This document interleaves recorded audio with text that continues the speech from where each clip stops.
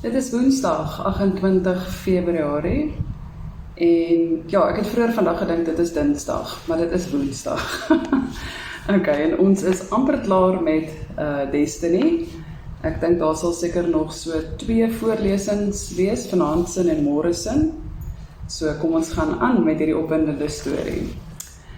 The pilot was struggling to concentrate. In the rear of the plane, Harrison and Bomba sat in silence, each busy with their own thoughts and fears. Harrison kept glancing at the old ammo crates, the value of the uncut diamonds inside, and they had schemed, planned and worked so hard to get it, and now the unforeseen risk of a wounded pilot. We are losing fuel. Damn! Harrison slammed his face into the seat in front of him. What else can possibly go wrong? Jeremy stared at the fuel gauge. It did indeed change significantly over the last half an hour. How? He asked, as the pilot tapped a finger against the dial. Probably around through the wing, puncturing one of the tanks, the pilot answered hesitantly. We are not going to make it to Bulawayo. We will have to land before that. But where? Jeremy asked with a note of panic in his voice. Livingston? Maybe, the pilot said softly and started coughing. Blood spattered over the instruments. Are you okay? Jeremy asked. No, I'm not okay. I'll have to get this plane on the ground and quickly. Maybe head for Mpacha. No, Harrison yelled from the back. You cannot land there. We'll be arrested. The pilot kept silent, obviously in pain, and Jeremy noticed with concern that the pilot's movement seemed to slow and delayed. We are still flying at 200 meters. The pilot was struggling with his words. Mpacha, 10 minutes. Try Livingston, Harrison urged him. We are so close now. You must just hang on. Drop lower, maybe we can see the lights or something. Jeremy told the pilot, who appeared weaker every minute. I, the pilot mumbled and coughed more blood. River. And then Jeremy saw the river below them. They were about 10 meters above the water. The Zambezi was flowing wide and deep, and the lights of Katima Mulilo flashed past on their right-hand side. Must put down, now, the pilot mumbled weakly, struggling to keep his eyes open, and Jeremy realized with a sickening feeling that the pilot was going to ditch the plane in the river. No! Screamed Harrison Pote from the rear of the plane, as the belly touched the surface of the fast-flowing river. The pilot pulled the throttles back and lost consciousness. The King Air hit the water hard, and for 50 meters it skimmed the surface like a speedboat. Then it turned sideways as the pilot slumped against the controls. The right wing dipped, and the plane flipped, rolling over and over as the wings were instantly torn from the body. It finally came to a stop in a huge spray of water and slipped slowly beneath the surface. No one witnessed the crash. Chapter 17. The Dakota DC-4 was flying north of 13,000 feet. At 13,000 feet. The pilots were young lieutenants, and they watched the eastern sky with growing apprehension. The aircraft was alone, no top cover or escort, and the oncoming grey of the new day was not necessarily a welcome sight. They would be visible to any MiG fighter pilot that might be in the area. The inside of the World War II aircraft was cold, amplified 10 times by the cold morning air rushing in at the open portside door. The men inside had endured the cold for the greater part of 2 hours since the trusty Dakota took off from Ondangwa Air Force Base at 4 a.m. Sorry, Tom, Major Pete Fourie said. This is the best I could do on such short notice. 6 of them were huddled together in front of the plane, waiting anxiously for the time to pass.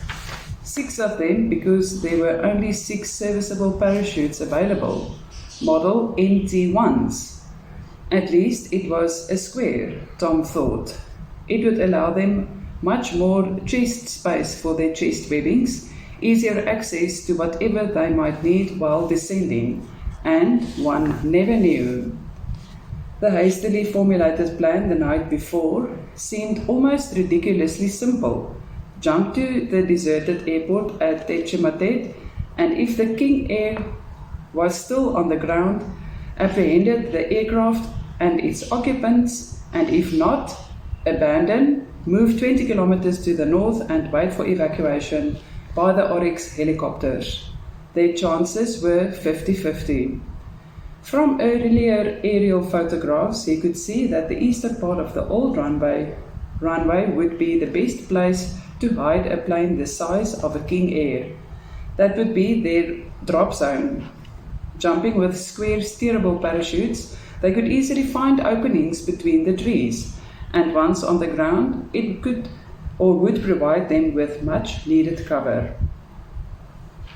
All a little unorthodox, but that was what the situation dictated. They had slept a little during the night, but ever since they were airborne, Tom noticed that most of his men had fallen asleep. Not even the discomfort of the cold could discourage them. Except him, his thoughts were with Bomba and the diamonds. If they could retrieve at least that or a part thereof, he could settle his agreement with Savimbi. And Johnny was not with them to act as a witness. Johnny, the UNITA, had staunchly refused to come with them. Tom had argued with him, even offered to hooking up in some kind of tandem jump, but to no prevail.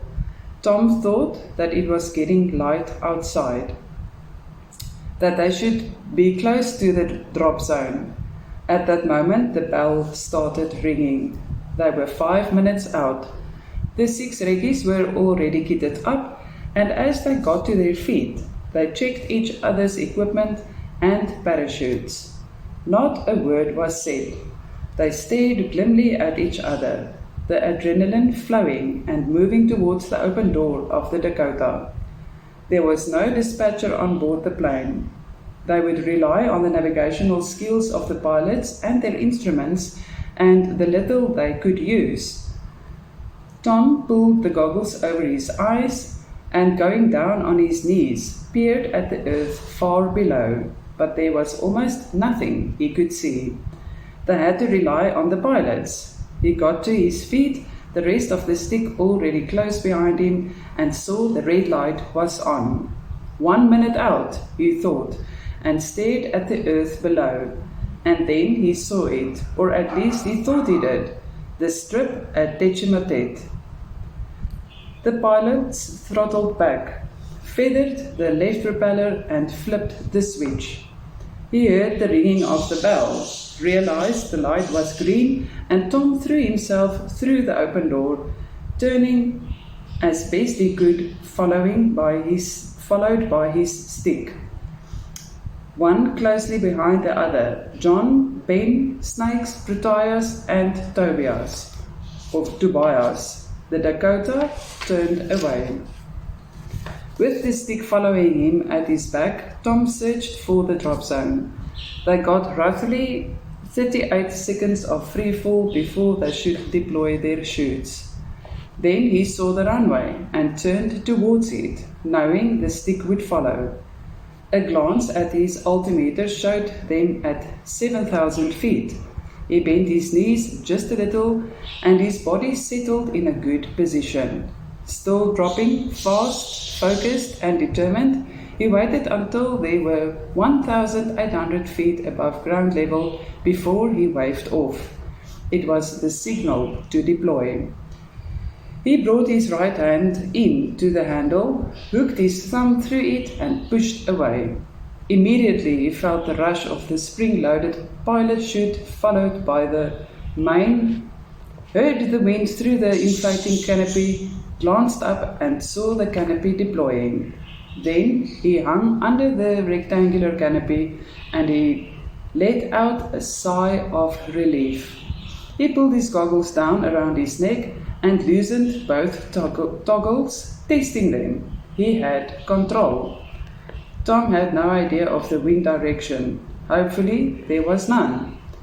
He tried to measure his forward movement over the earth, pulled hard down on the right toggle, and he spun out and around. He repeated his action in the opposite direction. Satisfied, he lined up for an open spot where he had chosen to land. Now, he thought, and pulled the toggles down and threw to flare the canopy. His feet touched the ground and Tom sank to one knee, his eyes scanning through the surrounding vegetation for any sign of movement. There was no wind and he didn't bother to cut the canopy away, but realized his leg and chest straps undid the 5.56mm Heckler and Koch and rammed a full magazine into place. All around him, the rest of the stick landed, going through the same sequence, and bundled the parachutes under bushes and grass. Satisfied that it would not draw the attention of a casual passerby or a helicopter, they moved into a defensive semicircle. The drop zone was a little over 500 meters from the seemingly deserted runway. Tom balled his fist, then pointed at the RDP gunner and indicated that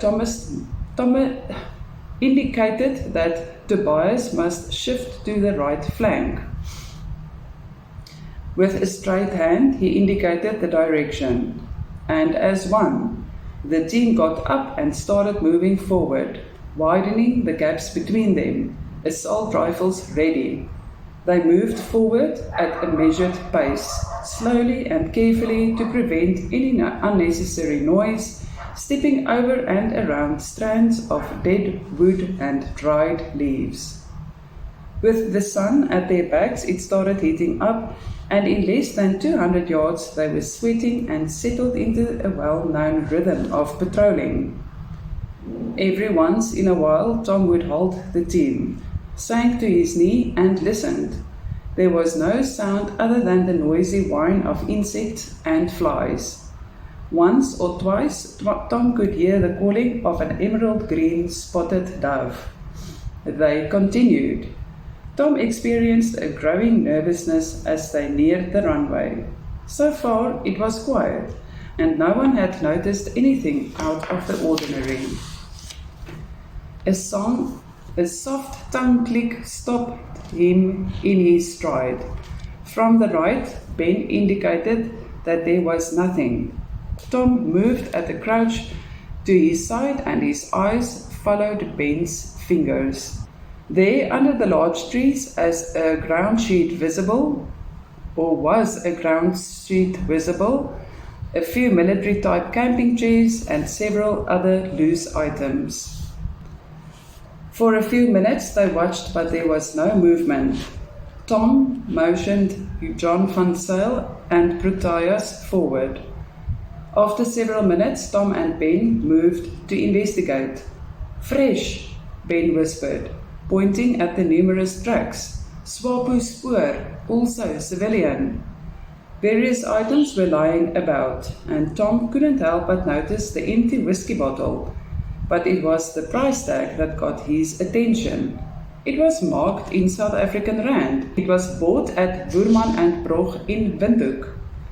But he waited patiently until John and Proteus returned with the news that the area was secured, and that there was no sign of the missing King Air, except tire marks. Also distinctively visible were two sets of vehicle cracks, the one set older than the rest. "I think that this is where the crew of the King Air had spent the night," Ben observed quietly, "and just left everything behind when they departed." "What is that?" Tom asked when Ben picked up a book that was half buried in the sand. "Looks like a diary." It was indeed a diary. A diary. On the second page was written, "Major Connolly, intelligence wing fought fire on Dangwa. Tom sat down in one of the chairs. We are too late. They are gone. But what the hell was Connolly doing here? Part of the exchange team? He knew that Connolly was unexpectedly recalled to Windhoek, but could never have dreamed that he would be part of this grand theft of millions worth of diamonds. So many questions and so few answers, he thought. A double tongue click. Urgent, and Tom went down. Snakes was signalling desperately, hand behind the ear, and then they heard it, the unmistakable approach of a vehicle. Tom gave the signal for a quick ambush. John and Proteus moved to the left, with Tom and Ben in the middle.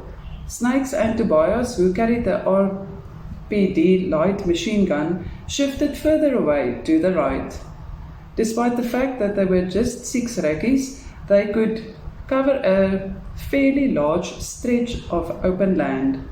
The focus of the killing area was where the most vehicle tracks were visible. If his hunch was correct, then that would be the spot where any vehicle would naturally stop. He slipped the safety catch of his HK-33 to single shots and waited. The gas truck that carried Mamba and his men to Kasinga was on its way back to the runway. Mamba wanted to retrieve the equipment left behind by Bomba, the traitor, and his cohorts. This, together with what he had witnessed at Kasinga, would be sufficient proof that the diamonds were indeed gone and beyond salvage. Tom watched the approach of the gas with increasing concern as he noticed the large number of men in the rear. They were outnumbered, and judged by the body language of the approaching Swapus, this was no ordinary group of soldiers. Special unit, Tom thought as he followed the driver through his gun sights. The gas stopped at the spot where it had previously, and a few of the men jumped off the back, looking around attentively. But it was a routine action, as they clearly did not suspect company. Tom waited until the driver had disengaged the gas and shut off the engine. He closed his hand, and the 5.56mm round hit the driver in the center of his chest. All hell broke loose as the rakkies opened fire, shooting into the bundle of men, and Tom clearly recognized the rapid fire of the RPD light machine gun. Dust, dirt, and smoke were everywhere, and he stood up, kept on firing into the killing acre. The radiator of the gas was punctured by a round, and steam obscured his sight. He moved 2 paces to the left for a clear view, noticing the bodies of several Swapus, some hanging over the side of the gas. Others dropped where they were hit, but they continued firing at anything that moved. The surprise was complete. Tom stopped firing, changed his 4th magazine. All around him the fire was dying down. Then he heard the RPD again, probably firing at some who had tried to run away from the truck. And then it was quiet, deadly quiet, and there was no sound except the steam still escaping from the bullet hole. Snakes! We're fine. John! Okay, this side. I'm going forward, Tom yelled at his men. Ben, cover me! Nothing further needed to be said. His men would be vigilant and ready. Tom moved forward, the HK-33 against his shoulder, his finger on the trigger guard. It was a grisly sight. Torn bodies and blood were everywhere. No movement, he thought, and moved around the rear of the truck. Then he stared at the muzzle of the AKM. He froze. Time came to a standstill. Mamba was lying on his side, his eyes staring back at him over the sights of his assault rifle. It was the first time that Tango Mike and Mamba ever came face to face, but Tom knew it was him. He saw the blood on the uniform. noticed white bone projecting through the trouser leg. The AKM was aimed at his head, and Tom saw the finger on the trigger. He knew he was going to be shot. He realized in milliseconds he was going to die. And then it happened. Mamba slowly lowered the AK, let it rest in his lap, a thin trail of blood from the corner of his mouth, blood running from his nose. He was severely injured. His eyes did not waver. He stared at Tom with intensity in his eyes that Tom had never experienced before. "Shoot him!" his mind screamed. "Shoot him now! Pull the trigger!" "Captain!" Ben had moved up beside him, his HK aimed at Mamba's head. "Shoot him!" "Wait!" Tom's voice cut through the air. "Ben, wait!" He lowered his own weapon to his side. There had been enough killing today, and sank to his knees in the sand in front of Mamba, never taking his eyes away. Slowly with his left hand, he withdrew the packet of Camel cigarettes from his breast pocket, shook one out and lit it, made sure it was burning well, and placed it between Mamba's lips. Then he lit one for himself. Ben had lowered his HK, watched in amazement at the scene. The two arch enemies stared wordless at one another. Mamba severely injured, Tom on his knees in the sand, smoking together. "Tom, or rather Ben," Tom said evenly as he squashed the butt. "Bring the medic bag." "Captain, you heard me, bring the bag." Tom placed his HK to one side and opened the bag that Ben had brought. "Ben, put him on a drip." Still Mamba said nothing. He watched as Ben prepared the drip. Tom took the prepared syringe from the plastic on his own webbing and injected the Sochigon into Mamba's upper arm. Ben inserted the needle into the vein on the inside of Mamba's elbow and hung the drip, running freely on the side of the truck. Tom used a pair of scissors and cut the drenched shirt away. The entry point of the round was 3 inches to the right of the breastbone. There was definitely damage to the lung. It must have been the RPD that had hit him. The 5.56mm would have caused much more damage. He used a piece of plastic to seal the wound in Mamba's chest to prevent air to escape and his lungs from collapsing. He wound the bomb bandage around his chest. There was no exit wound. Just below the ribcage, Tom made an incision with a scalpel. Blood spurted through the opening. His temporary drain existed of a piece of rod antenna with a cut condom at the end, functioning like a valve. With Ben's help, they straightened the wounded man's legs, and Mamba uttered a groan of pain, the first sound that he had made since the shooting. Tom secured the broken leg as well as he could with a pair of sticks that had to serve as temporary splints.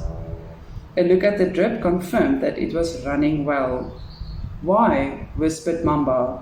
"Why do you help me?" "I don't know," Tom replied. "Why didn't you shoot me?"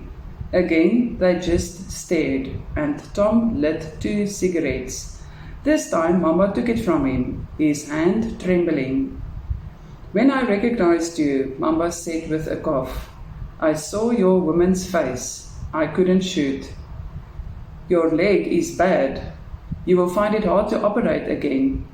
Tom sat flat on the sand, his voice neutral. "You got a radio?" "Yes, why?" "So that we can pitch it and you may call for assistance. Maybe a chopper can come and fetch you." "Are you going to take me prisoner?" "No. You will not survive the prison. You and I are the same type of man. We need the open veld and bush. You are too good a soldier to let you suffer between your walls. Lieutenant Roberts told me once that you called me a damn good terrorist, Mamba said ruefully. Terrorist, soldier, what's the difference? It all depends on whose side you are fighting. True. Now what about you? Are you in this war until the end? Tom stared at Mamba. Didn't answer. He noticed that John van Zyl was assembling the Swapo radio within easy reach of the wounded Mamba.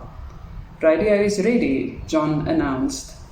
Are you sure about this, Captain? And Tom nodded. I am sure. To Mamba, he said, call for help, and I truly hope they arrive on time. Tom touched his forehead with his open hand. A salute, a show of respect. Respect for a good man, a good soldier, and a worthy opponent. Tango Mike, Mamba replied. Thanks. What you have done today, I never thought a Boer would be capable of. Then Tom grinned. Don't push your luck. Here is some water. You might need it. And he took his own bottle and placed it within his enemy's reach. 5 minutes later, Tom led his men at a jog through the bush, south to the rendezvous with the helicopters 20 kilometers away. They were already on their way. An era had passed, the era of Mamba. As Tom got stiffly and tired out of the Oryx helicopter at Fort Fire early that evening, Major Peter Fourie was waiting. Tom, he said, subdued, I have bad news. Your father died of a heart attack at 6 o'clock this morning. Another era was over, the era of Barry McLachlan. Major, Tom asked, will you accept my recognition? For the final time, Tango Mike had just done his final military operation. Ons gaan dan môre aand aan met hoofstuk 18 en 19 en dit sal dan die einde van die boek wees. Dankie dat jy like, subscribe, share en die belbutton druk vir jou finansiële bydraes en ook die boekbestellings. Kyk onderaan my video's vir die besonderhede. Lekker aand.